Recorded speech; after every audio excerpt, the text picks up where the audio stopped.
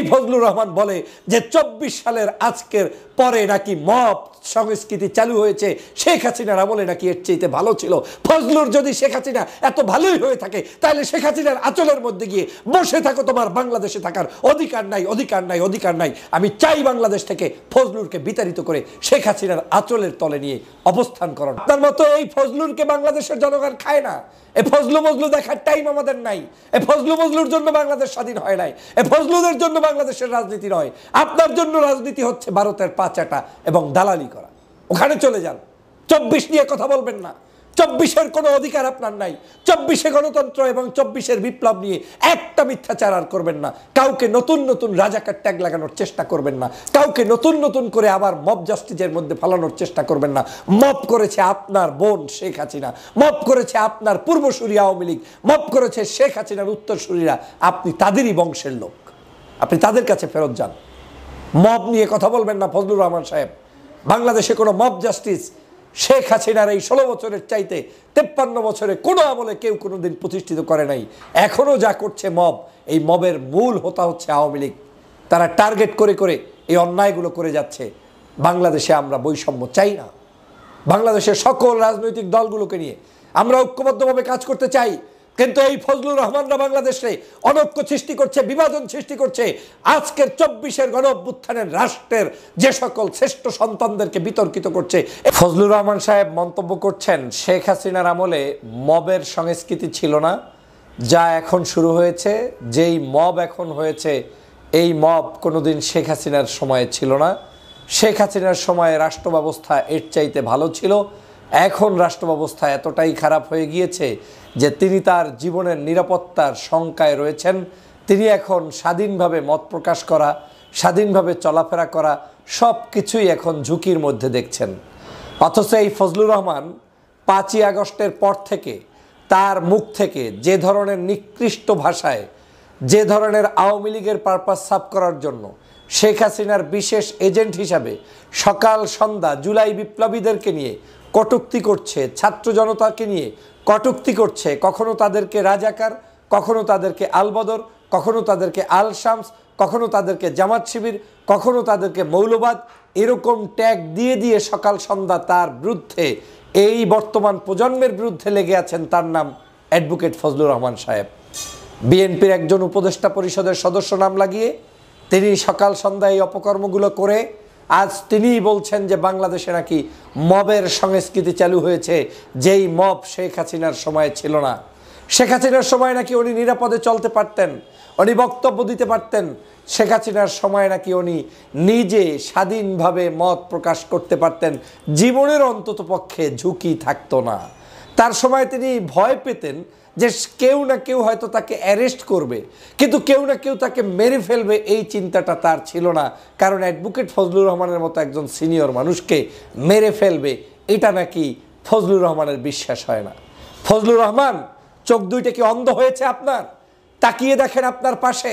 আপনাকে তো শেখ হাসিনা গ্রেপ্তার করবে না, আপনাকে তো শেখ হাসিনা অন্যায়ভাবে আপনার কি বলে ওই যে মব জাস্টিস আপনার উপরে করবে না, কারণ শেখ হাসিনারই তো আপনি পুত্র, আপনি তো শেখ হাসিনার দালাল, আপনি তো ভারতের দালাল। আপনাকে কেন সে করবে?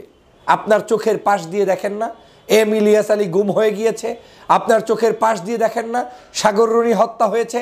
আপনার চোখের পাশ দিয়ে দেখেন না সালাউদ্দিন কাদের চৌধুরীকে ফাঁসির কাস্টে ঝুলিয়ে হত্যা করেছে? আপনার চোখের সামনে দেখেন না আজকের মেজর সিনহা রাশেদকে চেকপোস্টে দাঁড় করিয়ে তারপরে ওসি প্রদীপ সেখানে হত্যা করেছে?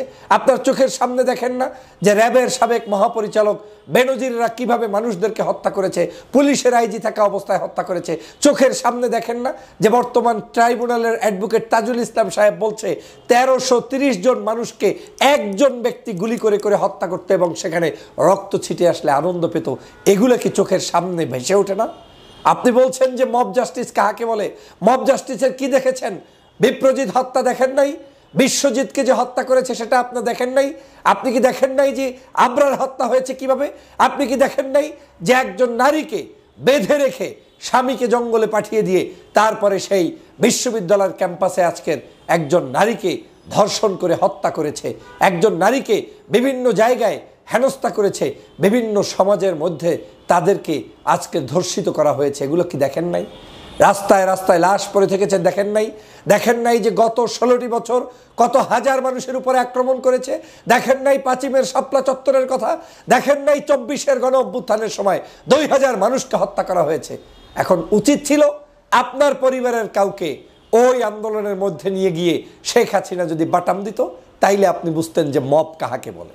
কিন্তু সমস্যাটা হচ্ছে আপনাকে তো সে বাটাম দিবে না, আপনাকে তো পেলে পুষে তৈরি করেছে। আর আজকের বাংলাদেশটা যারা যুবকরা, যেই ছাত্র জনতা, বৈষম্য বিরোধী আন্দোলনের নেতারা দেশটাকে উপহার দিয়েছে, তাদের সাথে আপনারা এখন নতুন নতুন গল্প সাজান, নতুন নতুন তকমা লাগান, নতুন নতুন তাদেরকে দেশদ্রোহী বানানোর চেষ্টা করেন। সাধারণ শিক্ষার্থী ভালো কাজ করলেই সে শিবির হয়ে যায়, নামাজ পড়লেই সে শিবির হয়ে যায়, একটু দাঁড়িয়ে রাখলেই সে শিবির হয়ে যায়। এই মত প্রকাশ করত শেখ হাসিনা, আজকের আপনি ফজলুর রহমান বিএনপির চেয়ারপারসনের উপদেষ্টা হয়ে করছেন। একেবারে ধ্বংসের দ্বার প্রান্তে নিয়ে যাচ্ছেন আপনারা। আপনি নিজেই বাংলাদেশটার একটা ষড়যন্ত্রবাজ। এই দেশে অবস্থান করার নৈতিক কোনো অধিকার আপনি ফজলুর রহমানের নাই। আমি চ্যালেঞ্জ দিয়ে বলতে পারি, আপনি এই দেশে বর্তমান সময়ের মানুষের মধ্যে বিভাজন সৃষ্টির জন্য আপনাকে রাখা হয়েছে, এবং আমি চ্যালেঞ্জ, আপনি একটা বেতনভুক্ত দালাল, কোনো সন্দেহ নাই। কেউ পারলে আমার চ্যালেঞ্জ গ্রহণ করুন। এই ফজলুর রহমানরা বর্তমান সময়ের বাংলাদেশের রাজনীতিকে ধ্বংস করার জন্য নেমেছে, অথচ আমার এই ছাত্রদের কৃতিত্ব এখন ভুলে যাচ্ছেন। আপনারা এখন ভুলে যাচ্ছেন। 24 ঘন্টা টকশো করছেন, 24 ঘন্টা মিডিয়ার সামনে নিজেকে উপস্থাপিত করছেন, 24 ঘন্টা যা তা বলছেন, গালিগালাজ করছেন, মুক্তিযুদ্ধকে নিয়েও আবার প্রশ্ন তুলছেন। হ্যাঁ, এখন 24 আলাদেরকে আপনার সহ্য হয় না। 24-এর সাথে 71-এর মুক্তিযুদ্ধ আপনি মিলাতে যান কেন? 71 24 আপনি এখন 71-কে 24 মুছে দিতে চায়, 71-কে 24 একেবারে শেষ করে দিতে চায়। এই ধরনের আলতু ফালতু বক্তব্য দিয়ে জাতিকে বিভাজন সৃষ্টি করছেন, বিভ্রান্ত সৃষ্টি করছেন। 71-এর সাথে 24 কোনোদিন যায় না, 24-এর সাথে 71 কোনোদিন যায় না। যেই সেশনে আমরা যেটা অর্জন করেছি সেটা জাতির জন্যই আমরা অর্জন করেছি। আজকে আপনি যাকে তাকে রাজাকার বানিয়ে দেন, যাকে তাকে আলবদর বানিয়ে দেন, যাকে তাকে গালিগালাজ করেন, আপনার বিবেকে ধরে না। আপনি আবার কিভাবে বিএনপির চেয়ারপারসনের উপদেষ্টা হয়ে বসে আছেন আমি নিজেও জানি না।